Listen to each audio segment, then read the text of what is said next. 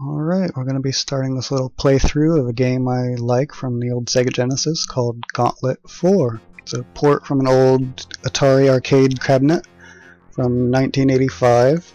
It's ported to a few systems, and this one had kind of the most faithful representation of the game. And I'm going to let the game idle here and show off some of the game mechanics, gameplay, enemies, items, etc. And this will basically just be an introduction, and we'll get into the actual meat of the game in the following video. Some credits, and it's going to start up with some of the mechanics here shortly. See on the side it's available for 4 players, like I said. On the Sega Genesis you could get the multi-tap accessory, and you could have everybody playing as different characters. In my opinion, I believe the elf and the Valkyrie there on the side are the 2 best characters, followed by the wizard. Nobody ever likes playing the warrior, and I can kind of explain why in the following video when we see a bit more. You can see some of the enemies and the items going through here. The point system won't matter too much for what we'll be getting into with the quest mode that I'll be playing, but that basically demonstrates the entire game. There's some of the items we'll see. Destructible food. We won't see many indestructible potions, which are the red ones there. Everything else will be pretty much present somewhere or other. We have the enemies here. Again, the points won't really come into play so much, but the strength will vary with each for the entire game, basically. And see how they each get stronger, and they get kind of a brighter color scheme to them. The generators for each one get kind of more evil looking. Going through each of the enemies here, you can see they mention shooting or fighting the enemies. What that basically is shooting is, as you saw, the shooting of the arrows or whatever your weapon is, and the fighting is just the hand-to-hand melee combat we'll see. Just going through some of the enemies, we'll see a lot of them. Find out which ones are more annoying than the others and which ones are easy to get through. See what else we have coming up. We have Death. Death is not capable of being killed by hand-to-hand combat or shooting. You have to use the magic potion you find.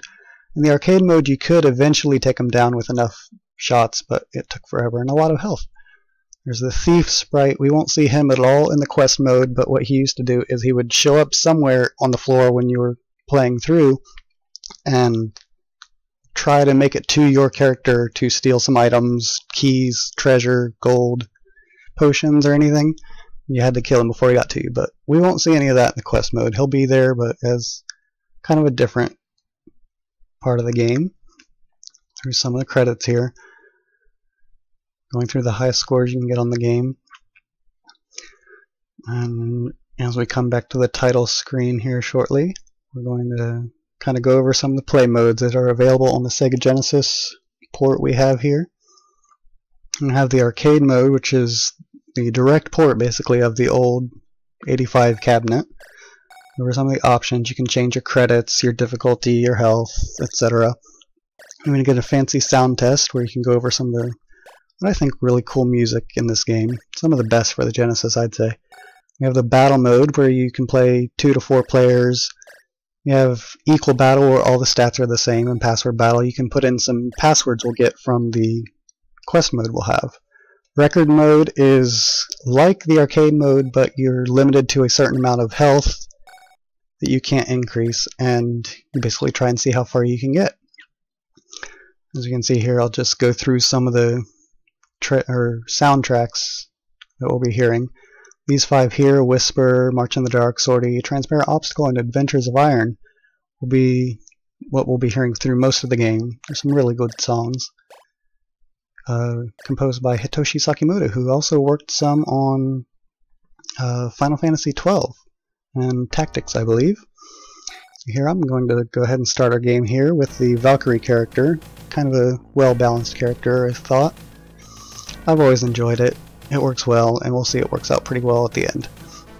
See some of the game's story kind of starting in. There are many mysteries and legends in this world, etc. Blah. You can hold start at this point if you're playing along, and you can make the text roll by faster because it's kind of just flavor text.